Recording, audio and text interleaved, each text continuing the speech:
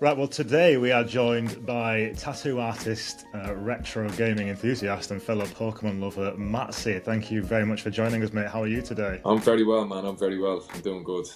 Good. I'm really excited to get you on here because I'm a big fan of your work. I appreciate it, I've man. been chatting to you on Instagram and nerding out about the stuff that you do.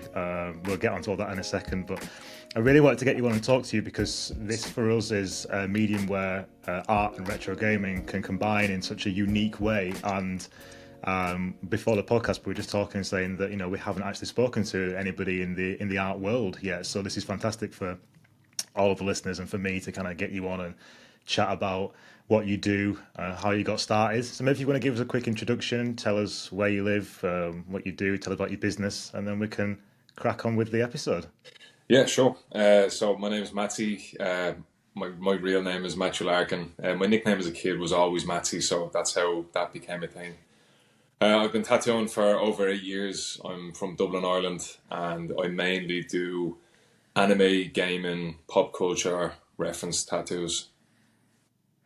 I mean, for anyone who hasn't looked at Max's work yet, I urge you to kind of like pause this podcast, go and check out his Instagram, and then come back because it's phenomenal stuff. And I think the thing I first saw that you'd done was a little Game Boy that looks like it was Kirby, but in a Game Boy. They were Yeah, like yeah, yeah, combined. Like the first thing I thought was Kirby's eating this Game Boy, and that's his new superpower.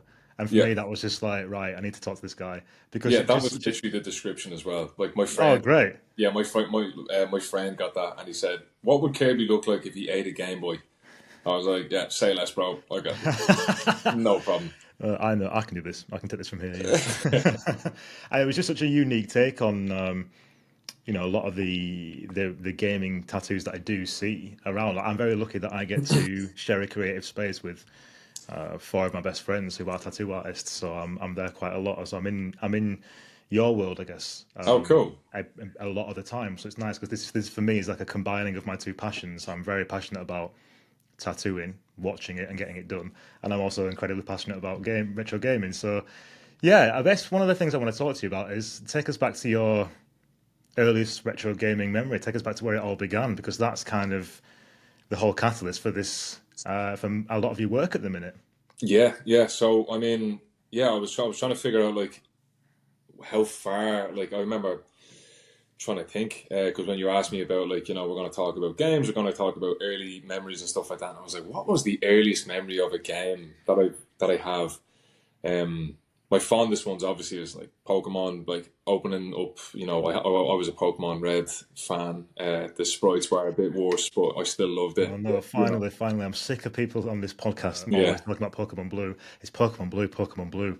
I need more Pokemon Red people in my life, man. So this is good. This is good good, news. good. I was always a red boy. So that was it. But I think the earliest one I've had was when my dad he got the Sega Mega Drive and he got Streets of Rage 2, and we would play that thing. Like I'm not messing. We'd be in school the next day and it would be like 11:30 at night, and my mom would be coming in like turn that fucking thing off, and we're like we're nearly done, like we're nearly at the boss, like we're going up the building, we're going up the elevator in the building, getting ready for that last boss. Yeah. But yeah, I think so. Like we played that to the death. Primal Rage as well would have been another one. It's like a beat 'em up dinosaur game. Yeah. Yeah, Golden Axe. Obviously, everyone knows Golden Axe. And then just everything else after that. There was Airworm Jim. There was Pokemon.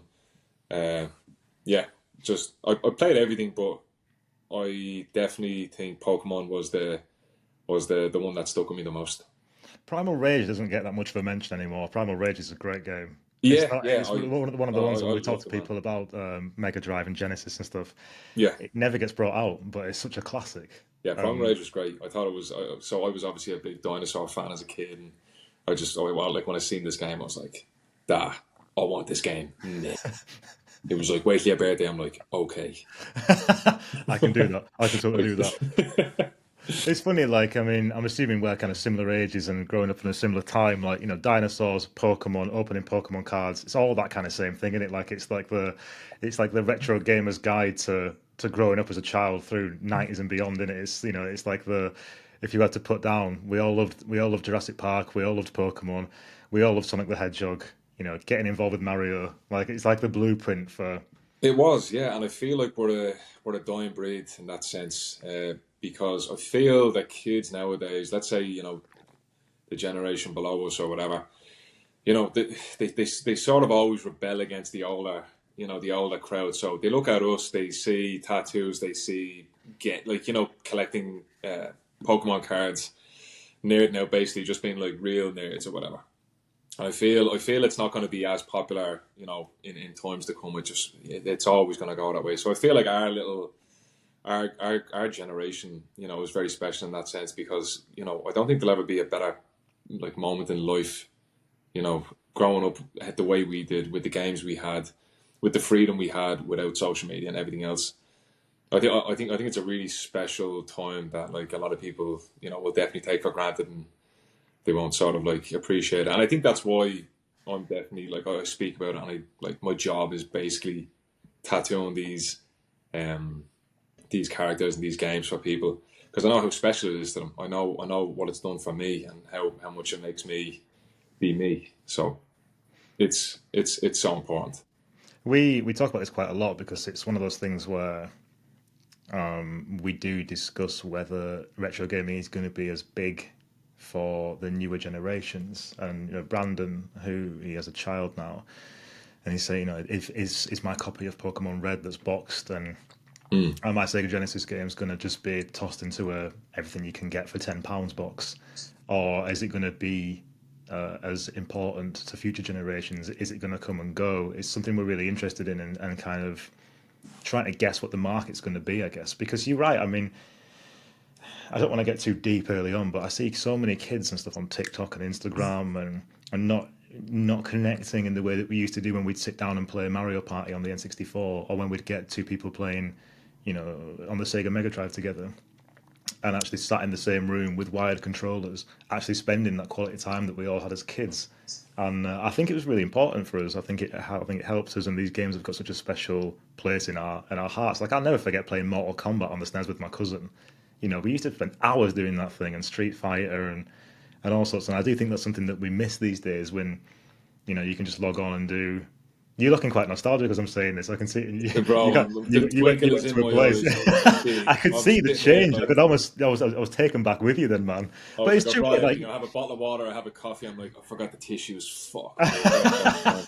we can pause this as much as you want, man. If you need to get tissues to cry, man, this is a safe space. It's a safe Cool, space. I appreciate that.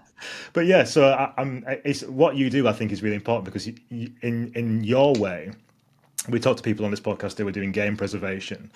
And in your way, I'm really interested because you're doing it in a completely different way. You're preserving these characters and these games on the people who love them, which is a completely different medium and something we haven't discussed before on here. But what better way of showing your love for Kirby or your love for Togepi or your love for Gremlins and Squirtle than by Mhm. getting it on your body and just showing everybody when you're walking around. That's it. Yeah, sort of having on your body for life. It's a big thing. I think a special thing about getting tattoos like these. I was only talking about this the other day actually. Is that so? If I'm walking down the street and I have a Kirby tattoo on my arm, like someone that also likes Kirby will like our like that sort of wall breaks down instantly, and it's like, oh shit, that's a Kirby tattoo. That's amazing. And I'm like, yeah, you like Kirby. We both instantly have something in common, and we'll talk about it, and it's a real friendly thing. Whereas like other tattoos, not saying anything bad about them, but they don't have that same appeal. Like I'll see someone walking in the street, and if I see them having like a cool realism statement, like that's cool. But I don't really feel like I should like walk up and be like, that's really cool.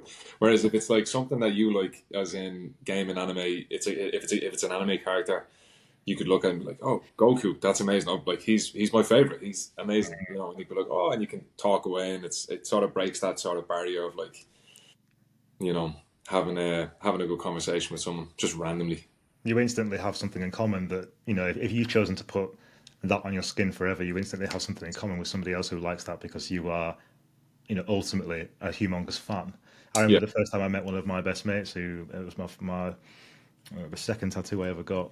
It was of Treebeard from Lord of the Rings, and I went in and I showed him. He was the tattooist, and I went in and showed him, and And Josh looked at it and he was shaking his head. And I thought, oh, this guy thinks this is shit. And he just went, that's incredible. And we've been mates for like 12 years now, which is Yeah, it's just amazing because it's that instant connection. And I guess if somebody comes into you, obviously you love everything you do, but if somebody comes into you and says, okay, I want to get, Charmander riding a scooter, you're like, yes, come easy. in here. This is the best day of my life. Yeah. So do Yeah, you find that you get people coming to you for a lot of retro gaming stuff these days now? Obviously, your social media is taken off massively. yeah, absolutely. Like it's already like it was already sort of intended to be tattooed. Like it's bold colors, it's bold lines. It's if it's anime, if it's gaming or whatever. Like it already has the structure and the fundamentals to be an amazing tattoo. So that's literally it. But yeah, it's I don't know whether it's reached its peak yet because like we always talk about this saying, how popular is it still? Does it still have to get? Has it reached its peak yet? Are we kind of like at a standstill? Will it start declining soon enough? We don't know, but at the moment, it's never been more busy. I travel over to conventions in America, and I'll do the like an actual anime tattoo convention, and it's just people there all under the same roof, sort of doing anime tattoos, doing gaming tattoos, all sharing the same, you know, uh, passions and everything else. It's amazing. So you're based in Dublin, but where? I mean, you just said you work all over the world. There, where's your tattoo sort of journey taken you so far? Then, have you kind of worked across America, and do you ever pop over to the UK? I mean, I guess there's a lot of people in America and the UK who are our listeners and readers who are probably thinking, I need to get signed up for this.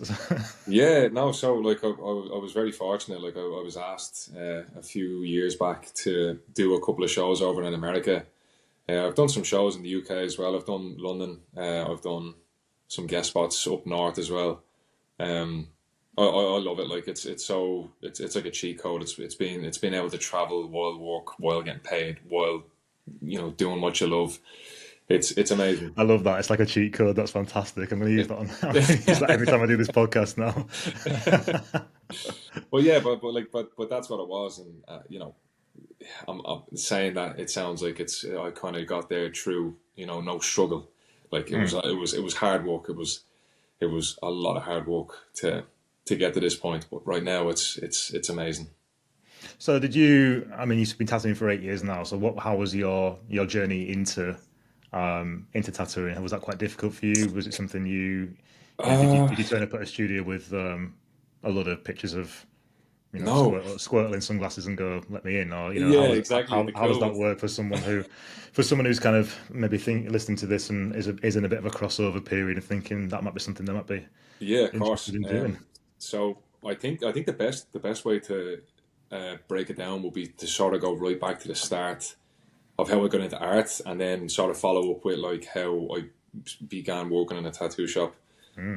Because yeah, I think a lot of people are like they start from real young. They want to be a tattoo artist, or they kind of like halfway through life they realize like, oh, this is what I'd like to do, and that was me. You know, so like years ago, obviously, I like many of us, we fell in love with Dragon Ball Z. I was a huge Dragon Ball Z fan. Like my mom and dad, Goku was someone who taught me like compassion, taught me how to just be like a good person all around. Yeah. I took a lot more from the show than the epic fights and the amazing story and stuff. So that show was like it's etched in my heart, and I know it is for a lot of other people. So I was watching it one day, and my dad came in, and he was quite artistic. Wouldn't be like whatever, but he drew casually. So he came in and he just asked. He was like, "Do you want me to draw one of those characters for you?" And I just kind of stopped, and I looked up at him and was like, "Okay." And he just put aside. He put this little table down. He had a few colouring pencils and a pencil, and he paused the TV. And I don't know whether you've watched Dragon Ball Z, but he paused it on Krillin, right? And Yeah. out of all the characters that I would have loved him to draw, at that moment, he paused it on Krillin, right? And I was like, I'm not gonna say anything. He's doing something cool for me. Let's just see what happens. So let's just ride this one out, and then yeah, yeah, we yeah. I can think it get was back to when watching Krillin the was show. about to be like humbled by Frieza. He's about to take serious hands off Frieza, so he's in this kind of action pose. Yeah. And my dad just starts drawing. And he's like, I couldn't believe it. I was like, I must have been about like 7 or 8 at the time. And I remember just like sitting there watching him, like looking at the drawing, looking up at the TV, and looking back at the drawing, and just putting this thing down on paper. And I was like, this is pure magic. Like, this is like pure. This isn't like a magic show like your ma would book you for your 6th birthday party, where she'd get fucking Johnny down the road to come down and pull a few fake rabbits out of a hat. Nothing like that. This was like, I was witnessing like pure magic. I was entranced. I was like, this is incredible. Anyway, he finishes the drawing and he shows it to me, and I was like gobsmacked. I was like, this is unbelievable. I was like, this is the Da Vinci of Krillins. It's unbelievable. I was like, and he gave it to me, and he like he was about to put his signature at the bottom. I was like, no, I just wanted the picture. And I was like, I couldn't believe this. So me being young and just stupid, I went outside to the road I lived on, and a few of my friends were messing around, and I went down and I showed them, but I said I did it. I was like, look at this drawing I just did. And my friends were like, wow, so cool. And I was like, yeah, trying to be like popular and shit. Right. So I go back inside later that night, and my dad seen me do this. So my dad was like, I seen you tell them that you drew that. Like, that's not cool. You should, it's just not nice. And I was like, I'm so sorry. He was like, you should learn how to do it. So I was like, what do you mean? And he goes, I'll show you. So he gets like a lot of tracing paper from a chipper up the road. He brings it back, and I had a few magazines with like like Pokémon and Dragon Ball Z and stuff. And he just told me, he goes, just trace these images over and over again, get a feel to it, And I remember doing it the first couple of times and just looking, like, when you take the paper off it, and it's the most like complimentary kind of thing to yourself. Because like, if you want to get good at football, you'll kick a football around for like a few weeks or whatever, and you'll get better at kicking it, get better at like hitting it, whatever. But drawing, I just copied it. I just traced an image and I took away the paper and I looked at it, and it instantly was like 100 times better than what I was actually doing. I was like, this was amazing. So I instantly was hooked, and I drew every day until then. So that's where I developed this sort of love for drawing and art, was through my dad and Dragon Ball Z. So, skipping years later, I was in school, and I remember like I really wanted to like pursue drawing at that point, but like drawing wasn't really cool, like it wasn't happening. So I didn't really do much then. Skipped then a few years later, and I was getting laser tattoo removal in a shop in Dublin to remove a piece on my leg to get a cover up. So I became really good friends with this lad in this shop. His name's Shane. And we would always, like, he'd do the laser, it would take 5 minutes, and I would stay in the shop for another 20 minutes. We would just chat away. It was great. So we became good friends. And then one day I was in London Comic Con with a friend, and we were sitting on the grass watching these two people role play sword fight, and it was intense. Like, we were sitting there with some cans, and we were just like, this is amazing. This is so cool. So I get a phone call, and it was Shane, and he goes, what's up, Matt? This is kind of business related. He goes, I'm leaving the shop soon, but I was wondering if you wanted to try your CV, and maybe you could, if you wanted to work here, if you wanted to work behind the desk and stuff. I was just like, I have no idea where this is came from. Like, you must know 200 other people that would suit this position better than me. I have no tattoos, I've barely any. Why me? And he just goes, no, I think you'd be good at this. Like, I think it's just, who you are, and you've been always like real cool, friendly to me. So like, I just feel like I don't know, I think you'd be really good at it. And I was like, this is mad. So I took a couple of days, and I was like, thought about it instantly. I was like, yeah, grand. Like, after the time, I was just like, think about it. Yes, I want it. So I started working in the shop, and the part that changed it all really was when I was at the start of the day. You'd have clients come in, and they'd say who they were getting tattooed by, and I'd say, yeah, no problem, cool, they'll be with you in a few minutes, sit down there. So the clients would come in and really reserved and really quiet and everything else, and that's all well and good. That's cool. But at the end of the day, when they finish the tattoo, like big or small, doesn't matter. They come back up to pay, and they would be a completely different person. They would just be like full of energy. Like this tattoo was after giving them like a coat of armor, nearly like a new personality. Like they were confident. They were like there was something different about them. And I was saying this every single day, and I couldn't believe that. Like tattoos were doing this to people. You know, they were giving people this, you know, this so much confidence, and just it changed people. And I was like, that's what I want to do. I was like, I want to do this every single day to people. I want to give people this like coat of armor. I want to give people this new personality and like confidence to be who they really are. You know. So I started. I obviously, artistic. I was drawn from a young age or whatever like that. But I was never drawn the way the artists were in the shop. So I tried drawing like more, yeah, composition, like more of their composition in drawing, and I'd bring it in. I'd show the boss kind of here and there, and yeah, just one day we were out drinking and we were pissing up against the wall, and he just looked.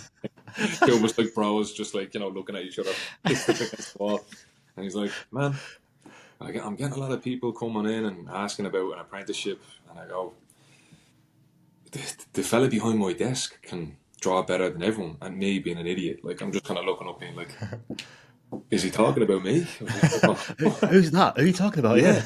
I was like, me? And he was like, yeah. He was like, would you not like to draw? Oh, sorry, would you not like to tattoo? And I was like, yeah, I'd love to. And that was it. So I started apprenticing, and it was fine. Like it was a lot of hard work. But it was, yeah.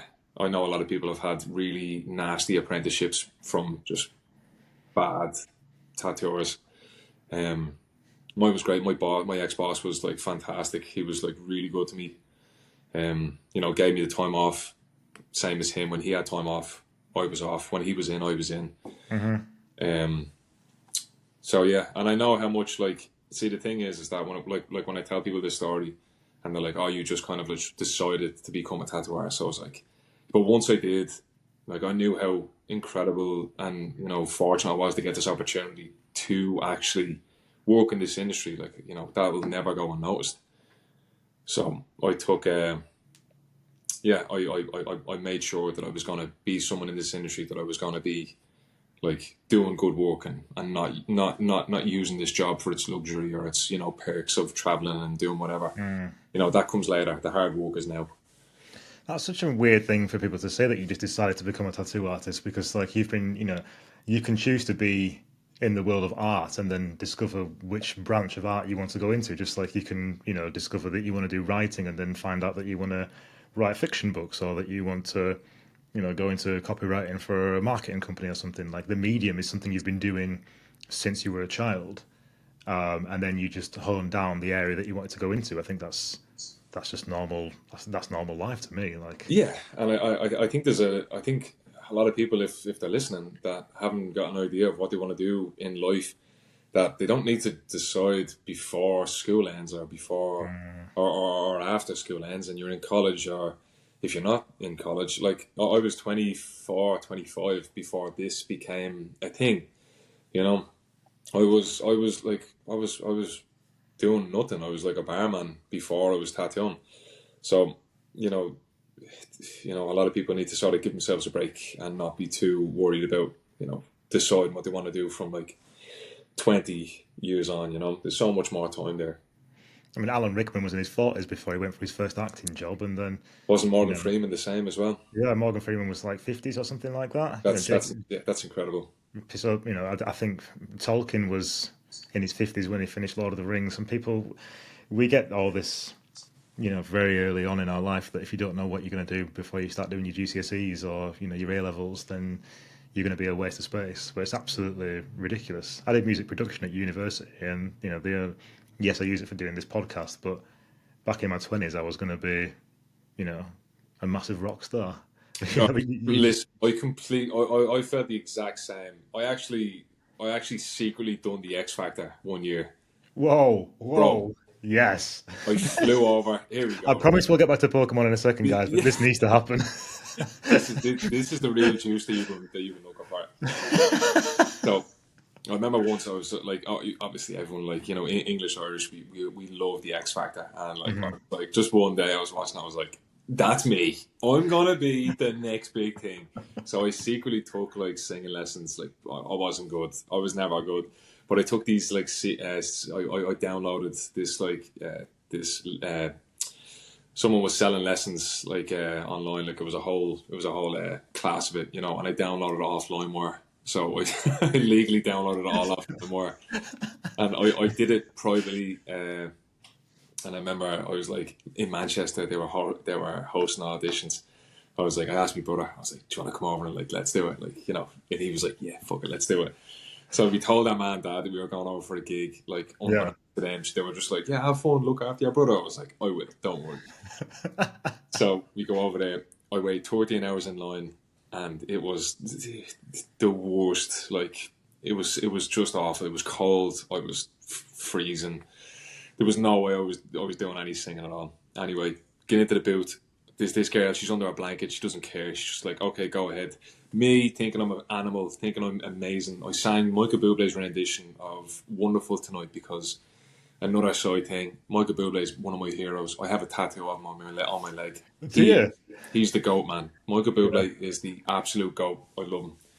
So I did Michael Bublé's rendition of "Wonderful Tonight," and in the middle, what I thought was Italian was not Italian, and I sang it so badly.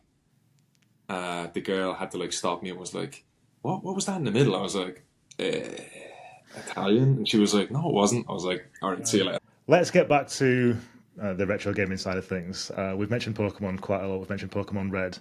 I want to know. You will probably know this instantly. The starter that you always pick when you get on Pokemon Red. Yeah, I know it's the oldest It's the oldest nerd question. question. It's one that get asked a lot of times. It's one that arguments happen the most over Instagram for. Me, every single time, I've always been fire type on everything I've ever played. So I always have been, always been fire type as Charmander. well. Right. Yeah, I will die on that hill with you, my friend. I will. Like the thing is that it was always the coolest. Like Big Boy Blastoise was one of the best. Okay, like Blastoise is amazing. If you Is chose that his first name? Big Boy and then Big Boy Blastoise. I didn't Blastoise, realize yeah, you were on no, first name you terms could like with change the name. him. Bro was called Big Boy Blastoise, and sometimes they're called. Sometimes I called Gary Orphan Bitch, which was just absolutely wrong. But He's currently called Tosspot on mine, so like, yeah, exactly. It's like if you were my enemy in this game, you were gonna know about it. All right, Orphan Bitch. It's it's clear as day. So yeah, Charizard was always my favorite. I always picked Charmander just because I just love the aesthetic, and obviously as Charizard, like Charizard was the most popular Pokemon in the anime and the game, like as well in the game. If you're playing the game in a sort of like tactical way, Bulbasaur is obviously the best sort of you can do. But like if you choose Charizard, right, here's the thing: you can get a lot. You can get like early on Pokemon that will help you smash up Brock and Misty easy. You don't need just fire to beat. You don't need to get your Charmeleon on level 28 or something like that to beat these. You can just go into the grass and just get a load of. Like I'm sure you can grab a Nidoran somewhere, or like there's good grass types in there as well that you can pick up and use. So like I've always said Charizard was what was the best. if you get like a Pokemon tattoo coming in, are you Yeah. going back and maybe like playing a little bit of Pokemon Red to kind of get in the feel of it, or are all the kind of memories and everything that you've had from playing these games as a kid? Is it kind of all just you're just drawing upon that knowledge that you've had? You're just drawing upon those experiences of heading into the grass and getting your Nidoran if somebody comes in and wants a Nidoking tattoo, or are you revisiting old cartoons or anything like that? What's the process? Well, since you said Nidoking, I'm actually working on a really cool mashup of Nidoking and King from Tekken 3. Oh, So it's Nidoking and he's in the fighting stance, but he has King's like oversized like clothes and he's just looking really cool. So I'm actually really excited work on that a bit more. That's a bit of an exclusive here just for you, right? Okay, thank you. That's what Of we know. We get people who are really reluctant to give us exclusives on this podcast, and that's 99% of the reason it exists. So thank you for course, that, man. man. Of course, man. People need to hear this, and they probably won't see this little king now for another couple of weeks or how That's long. amazing. But yeah. So I think like from the start when people, so like I seen this like pocket in the market that like no one was doing Pokemon or anime or whatever. You go into a tattoo shop, and if you asked for like a game reference or an anime reference, they wouldn't stick you with someone who like not just specialized in it but knew about it. They'd put you with the color artist, or they'd put you with like the best tattooer in the shop, which at the time was probably fine. I wouldn't know, but I went in once to a shop and I asked for the three starters like Charmander, Bulbasaur, and Squirtle, and they put me with like a color artist, and I was like, cool. And I came in on the day, and he showed me the image, and it was just three Google images of the characters photoshopped close together to fit the area, and I was like, this is not what I wanted. So I put an image together myself of the three of them, and they're kind of they're like intertwined with each other nearly. It's not just random images. It looks like it was a a joint image kind of thing. And I was like, that's what I want. I want them communicating. I want them kind of not just like on their own. I want this thing to be like a full cohesive piece. So the market just never had anything like that. So when I started, I knew what I wanted to do instantly. Like I obviously did a lot of styles from the start. I did every style to see what sort of worked and what didn't. But I knew that gaming, anime, especially Pokemon, that's all I said. I said, I would love to be the Pokemon tattooer. I would love for people to be like, oh, Matsy, the Pokemon tattooer. That's it. That's all I want. If I can get that status, I've nailed what I saw out to do. And then whatever happens after that is amazing. But yeah, so I started just drawing up loads of mashups of or just kind of funny Pokemon designs, because as an apprentice I was drawing more rather than tattooing more. So I had loads of time to draw and learn and everything else. So I posted all these Pokemon pieces. They were taken. Everyone came in, and I was posting them. And as I was just posting them online, it just became more and more popular, and you could see this market for gaming, anime, Pokemon tattoos was growing. And I was like, I told you, I knew this was going to happen. Like I knew there were so many people out there my age, in my generation, that want to get this shit tattooed on them. So why isn't there anyone out doing it? There was a small pocket of people, around, but not in Ireland. There was maybe one or two lads that were doing great work, but they weren't pushing it because the shops maybe they were working in didn't want them pushing this. They were like, this isn't gonna fly. So I was given that opportunity in my shop. Like I was told to learn this, but I was given the freedom to draw what I wanted and post it and see if it worked. Like I remember once I drew like a load of Zubats all together, and it was a real traditional piece, but it was just a lot of fucking Zubats, and there was a banner underneath it that just said "fuck off." It's for like in the cave. It was my emotion in fucking like Rock Cave or whichever one it was, of just like that feeling I had. It was just every single time you got into it. I was so like, frustrating. fuck off. Yeah. It's so frustrating. Every single time you go in and you use Flash, and then you're wandering around, and then no amount of repels can save you from that bastard place. It just it doesn't make any difference how many you've got in there. It's just every single time. So I'm with you on that. I know. It's so annoying. But that's what I want. But that's what I was doing, and it was stuff that just wasn't being done. And then I started like mashing things up. I make a lot of clothes as well, and I recently done an Ed, Edd n Eddy mashup of Pokemon. And man, that's a blast from the past. Ed, Edd n Eddy. I've not thought about that in years. Ed, Edd n Eddy, like there's things that I hold very close to my heart.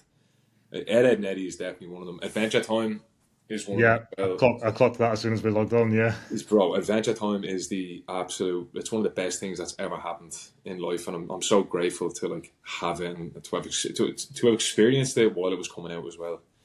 It's such a beautiful show that like it does get the right rep, but like it doesn't get enough of it, if you know what I mean. There was that. SpongeBob is one of my all-time favorite things in the world. I think the first couple of seasons are masterpieces. No one can tell me different. And obviously Pokemon. But yeah, there's some things that I hold so close to my heart that make me, you know. Yeah. And what do you, how do you come up with the ideas for the mashups then? Again, is that just like the people coming to you with those? Are you just drawing again upon knowledge of retro gaming, or do you? I guess what I'm asking is, do you play a lot of retro stuff still? And are you maybe going through Banjo Kazooie and thinking, oh look, that Mumbo Jumbo would be great as this character, Yeah, or are you going through, I don't know, Buck Bumble and thinking, oh, that's an Argonaut game like Croc. Maybe I'll put Croc and Buck Bumble fighting together or something like that. Like, yeah. is that the process It's of? literally that. Yeah, it's literally that. So like, there's games that like I've played like years ago as a kid that I've like. I never played all of them. Like I never played Banjo Kazooie. I've done a couple of tattoos of them. But like the likes of other things, things that I know to be true. I'm like, okay, it doesn't have to be just a mashup. It has to like mean it as well. Like the characters have to like mash up in the right way rather than just like, oh, he kind of looks like him. It's like I used to love the play on word kind of mashups. I did a Cubone and Post Malone mashup, so it's Post Cubone. So it's like it has that word on play. I did a Ariana Grande Goldine mix up, so it was Ariana Goldine. So like, Oh man, I've not seen that, but I need to see that. yeah, it's down there. It's down there. But like these kind of like mashups, like I think you can mash things up. That's all well and good. But like if there's a deeper meaning to them, if there's like a funny humor thing as well with them, it just makes them better. So to come up with a mashup, like generally what I do is, if like literally the Nido King one, I always open up 151, and I just look down and I'm like, what was I thinking about this week? What was I thinking about this month? Like game wise or pop culture wise, like what's cool now? What's current? And Stranger Things might be there, and I'm like, what Stranger Things reference would be cool? You know what I mean? As a Pokemon, and I'm like, which one suits the best? And like that's how I sort of go from there. So yeah, it's 95% of the time it's me, and then 5% of the time it would be a client specifically asking for oh, I want these two mashed up, and I'm like, yeah, absolutely, no problem. And some of them are amazing, like that Stranger Things one. I did a Abra 11 piece on a girl in America. She's a tattooer, she's incredible, and I did that, and she gave me that idea. I was like, this is incredible. Abra is also my favorite Pokemon because Okay. he sleeps 18 hours a day, and when shit gets real, he gets the fuck out of there. He's like, nah, I'm not having this. I'm like, Yeah. bro, I'm literally Abra, bro. I want that. Snorlax though as well. Snorlax sleeps 24/7, man, and he's the biggest. Oh, yeah. He's the biggest guy ever. So, Abra Snorlax mashup combined fight Yeah. something maybe coming in the future. I know. Yeah, exactly. Do you ever see those like the what is it called? The websites that like that merge the two Pokemon together and make this kind of weird creature. We should do one of Abra and Snorlax. That's like ultimate sleepyhead. It's some kind of. I can't. I dread to imagine what would come out. Would it be a Snorlax with an Abra's head, or would it be an Abra's body with a Snorlax's head? I was going to say, yeah. I mean, the world's your oyster on that one. So, other than Pokemon, if you had to pick a second series, gaming wise, are you going for Sonic? Are you going for Mario? Are you heading towards So Smash Brothers? Or I am a massive Metal Gear Solid fan. oh, okay. Metal Gear Solid. So yeah, the three for me probably would be Pokemon, MGS, and The Last of Us, just because they're the ones that like have had the most impact. Not obviously my earliest ones they have their own little pocket, but Metal Gear Solid. I remember playing that back in the day. I think it came out in like 90. Was it 99 or 98 or something like that? But I remember playing it, and I was just blown away by just the whole new, way of playing a game. The stealth. The kind of third person and first person, I was just like, this is incredible, and the story and the fact that it's like it's very Japanesey based as well. It had it all, and the first game was a masterpiece. The second game was also a masterpiece. I will also die on this hill. Playing as Raiden was a massive letdown, but it had some of the best boss battles in a game at that time, probably the best. Yeah. And the story was like it was so messed up at the very end when you're riding and you're naked and you're trying to like escape from the what were they called, the shells or whatever, and you're getting these calls from the colonel and he's telling you about this alien abduction, and it's all gibberish. Nothing makes sense. He's telling you to turn off the game, like, and you're sitting there playing it. You're like, you think there's someone inside the TV talking to you directly. It's like this isn't working. Like they break the fourth wall so Yeah. well in a very creative, haunting way, and that game stuck with me forever. Metal Gear Solid 3 comes out and blows them all out of the water. I was like, and it's again, it's a completely different story. It's a completely different group of characters that are just incredibly easy to fall in love with, and it's done so well. Again, the boss battles in that were actually like I'll argue this with anyone. That's probably one of the best games ever. That's probably one of the best games ever for a boss I'm battle. getting the kind of thing where I'll die on this hill. I'll battle this with anybody. Do you often get people telling you that you're wrong about these things? No, but I mean, I'm just so.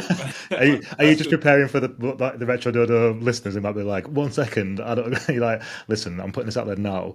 I am not going to back down from this. Yeah, like, why is he so intense, bro? Like, This guy's really I'm intense about sorry. Metal Gear Solid. Like,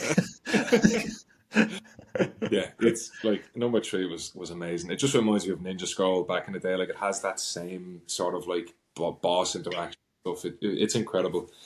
And 4 and 5 are obviously amazing as well. Like they're just movies. Like it's if you want to watch a movie rather than play a game, Metal Gear Solid 4 has like a cutscene that's like an hour and a half long. It's bonkers. see, I think this with.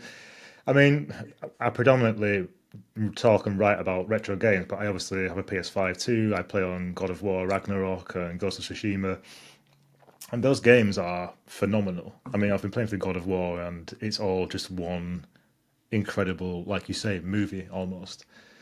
But I was chatting with Topher,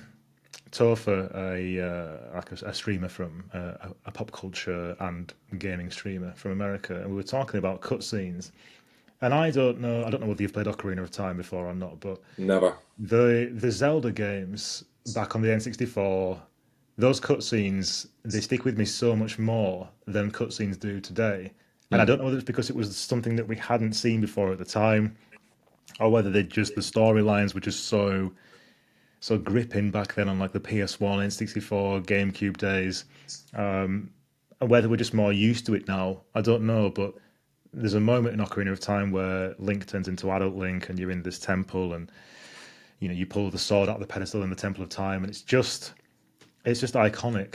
And maybe it's because we were children playing these games, and that's why they stick with us because they had such a big effect on us compared to the cutscenes that we see today. I don't know, but for me, those older games will always have the edge over the new ones because they just felt so much more dramatic and making things out of making a lot out of a little when it came to processing and stuff, but they still were fantastic and they just felt written wise like just the best thing ever.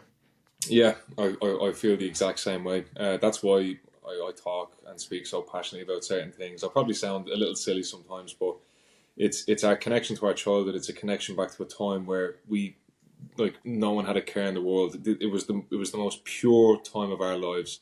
Now Mm. we wake up, we know we have to, put bread on the table. We have to make money. We have to do this because we've got a lot more responsibilities. And back then, it just like every single time I talk about it, like today has been amazing. Just reliving those moments where I was young and I was free and it was still crazy, but like it was such a beautiful time in our lives, and yeah, like we'll never get that back, but we can try and recreate it in a sense by having these conversations and you know just enjoying the fact that these things are in the world right now. Well, this is why it's important to carry on doing this because it's one of the things that I said already. Game preservation is something that we really strongly feel about here at Retro Dodo because we want to keep these memories and these games and these experiences that we've all had as children alive for as long as humanly possible, Mm. and getting to talk about them and You're right. Like after this podcast, I'm gonna have to go downstairs and wash up and probably do some laundry and then come back up and carry on working and but then I can pick up Pokemon Gold on the Game Boy Color. I mean, I've been playing. We just got the new mod Retro Chromatic. I don't know whether you've seen about that, but it's this new handheld. It's like the ultimate Game Boy, or the Analog Pocket. I pick up one of those and put Pokemon Gold in, or Pokemon Red, or Metroid, and I'm taken back there immediately. I'm Yeah, taken back to yeah, playing Navy Seals on a holiday in Blackpool with my parents and my DMG. yeah. Like back when I was a kid, and you can just switch. I mean, again, I get this out every podcast. Banjo Tooie in my Yeah, N64, just down here. Like just right there. every it's just here. If I want to have a little break, I can play on that, and it's nice to go back and instantly get back to that time where we had no responsibilities. And I think now more than ever, it's okay for people like you and me to sort of wear a Pokemon t-shirt or talk about loving Kirby or like I feel like we went through a stage where we became like just out of teenage years into new being an adult, and it was like, oh, I can't talk about Sonic anymore because it's not cool. It was And always like that. Yeah, yeah, and now we're and like, then who yeah, cares? Fucking and then awesome. one day we walked into Primark or Pennies as it is over here, and there's Dragon Ball Z t-shirts, there's Pokemon t-shirts being sold in this like big shop in town. I'm like, when did this become cool? What's going Yeah, on? Do you know what I mean? Like, and I it's did this the first time around. This is my thing. This but is that's what cool. that's Yeah, what I'm sure a lot of people were like that as well. They were like, "What? Like now it's cool?" It's like, yeah, well, you all dealt with me. You all fucking dealt with me. Now you're all wearing it. It's like that classic thing. It's like an old man sees someone wearing a Nirvana t-shirt. It's like, name 3 songs. I'm like, yeah, name 3 games. yeah. Name the starter Pokemon from Johto now. I'm telling you, do it now. Exactly. Yeah. And they're just like, get away from me, you weirdo. I'm like, Yeah, okay, maybe it's I'm not out. time for that. Yeah, maybe I just step back, just a couple more years, then I can go in that strong. Yeah, Yeah. nerd. So, are you? Would you say you're primarily more been like a handheld gamer or a console gamer over the years? What's kind of been your go-to medium when you've been playing?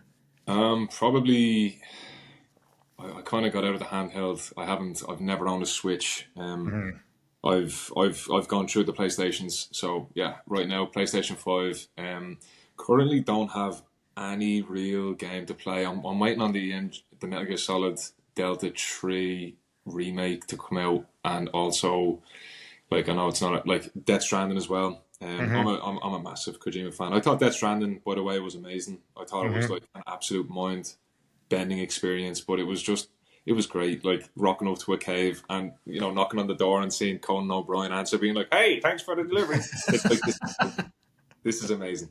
So like yeah, that it was amazing. But no, I haven't been playing too much on it now. I kind of want to get back into like really really old games. Let me tell you this, okay? So, do you remember? I showed my brother this recently, and his jaw dropped. He was like, "This is incredible." Do you remember I used to get magazines and they would have a demo in the magazines and you could play like 4 demos of games in this. And one of them was called Glitter Boy. Do you remember Right. that? Yeah. Right? Yeah, I do. So Glitter Boy, I couldn't believe it because I remember getting this demo, getting this CD from a magazine. I can't remember which one, but I put it in and it's this game where you're this kind of little space baby and you shoot these like big ghosts. They look like big ghosts Yeah, yeah, yeah. from Pac-Man. But then there's all these little babies crawling around the arena, and you have to go around and collect the babies and bring them and like put them in this little portal. And it's crazy. It's It's mad, isn't it? the music alone is so dark. It's like it's wild. And I remember I showed my brother the other day, and he was just like, "This, I am back in like '95 right now. This is Yeah. insane," or whichever it was.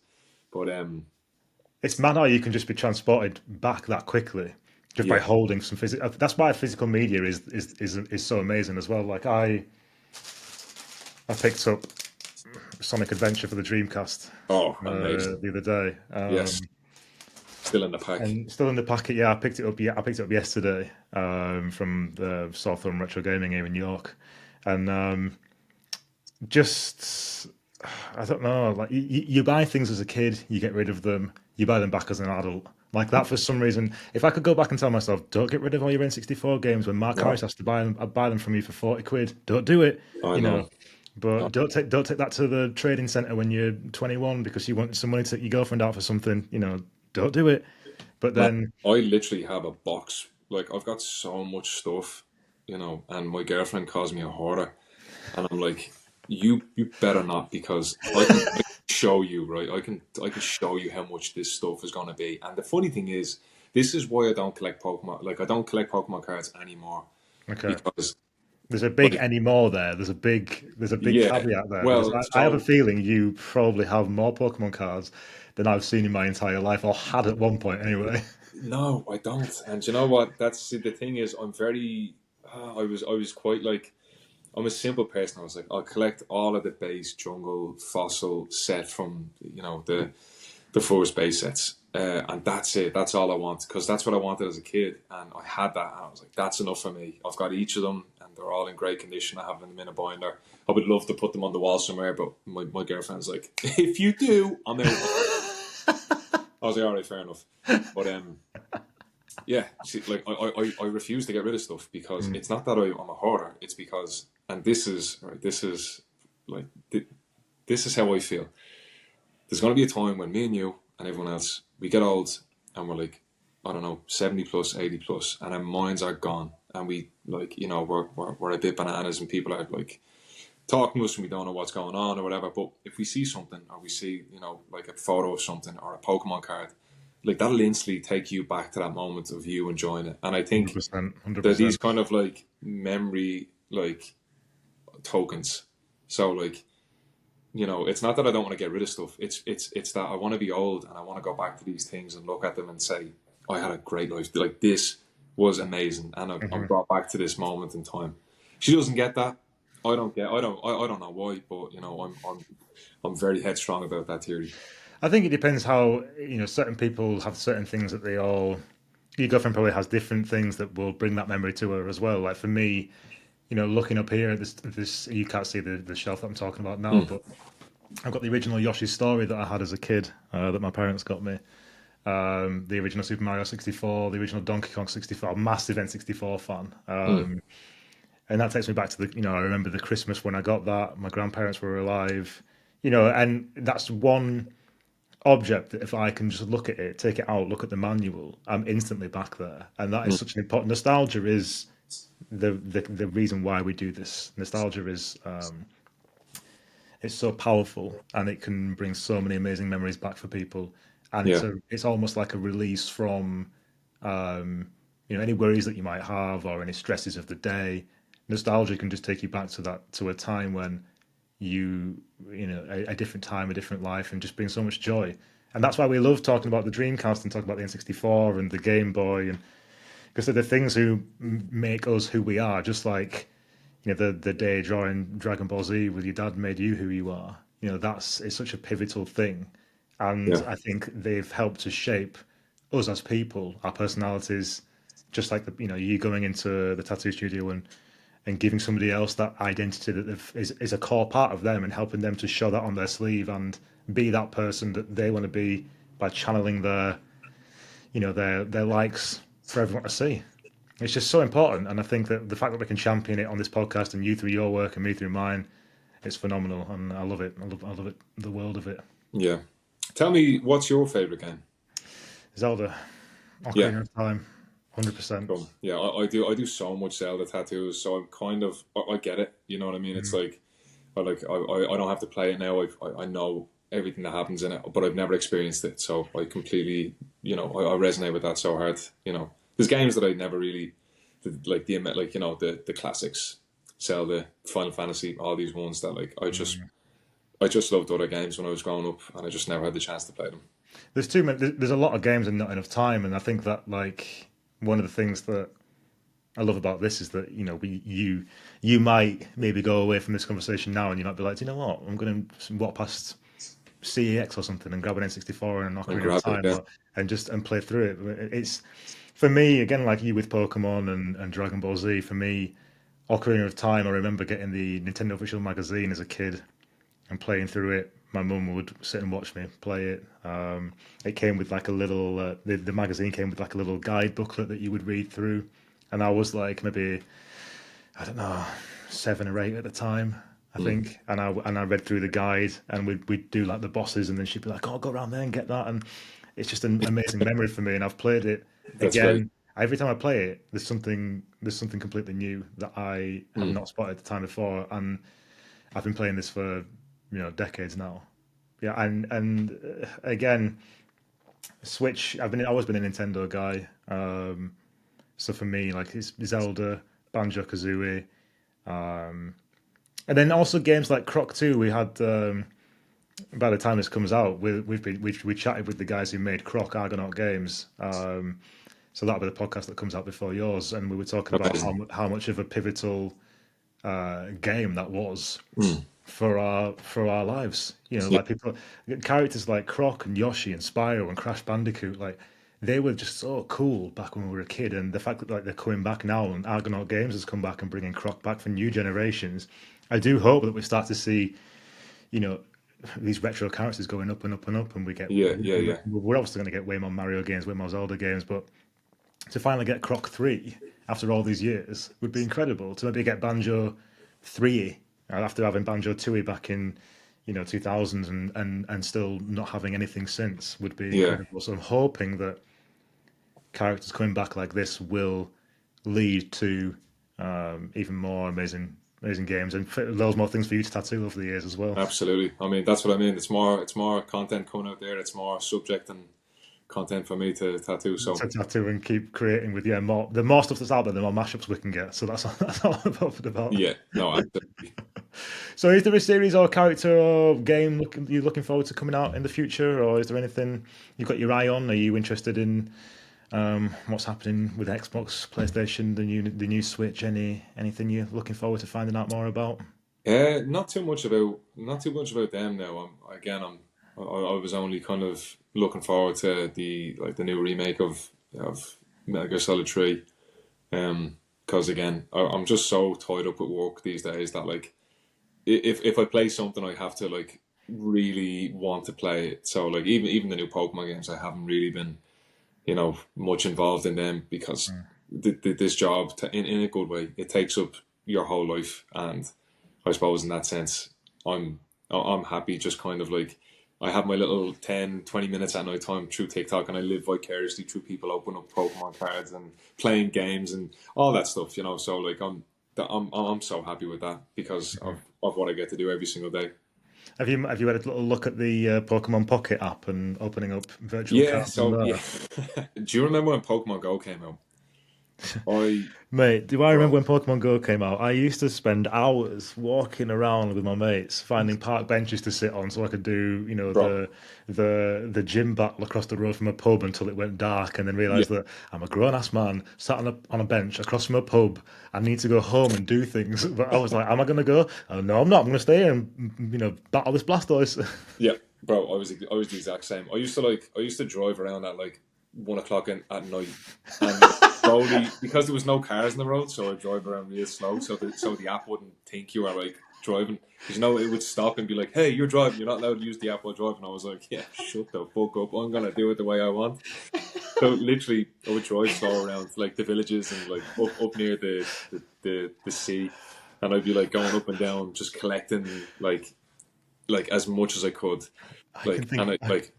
it was intense. I had to stop. Like I had I to tell you stop. what's intense: some guy driving really slowly at night in a car with a little bright little light through villages and cliffs. Have you seen that Matsy gets in his car and he's always driving around really slowly? Like, is he all right or what? No, I absolutely wasn't, and it literally had to stop. Like I nearly lost a relationship, and I nearly got fired from my job from doing so. Like it was intense. I was like, I gotta stop. But the game, the card trading game, like I know they're doing this thing where they're giving you like 2 free cards, 2 free packs a day to sort of like reel you in. I think the battle function in it looks cool. But no, I haven't gone near it because I know I've got such an addictive personality in that sense. I know if I do, it's game over. And Yeah, I'm wishing I hadn't brought it up now. I'm definitely don't do it. Don't try it yeah, because your girlfriend's going to be ringing up Retro Dodo saying no, Matsy spent 10 grand on cards like in the past week, and I'll be like, listen, because man, I've got you. nothing. It was I just told him about it. The rest is him. Just see on Irish news or something. Man drives slowly through forest, opening Pokemon cards, trying to get a Zubat. Creepy ass Pokemon trainer.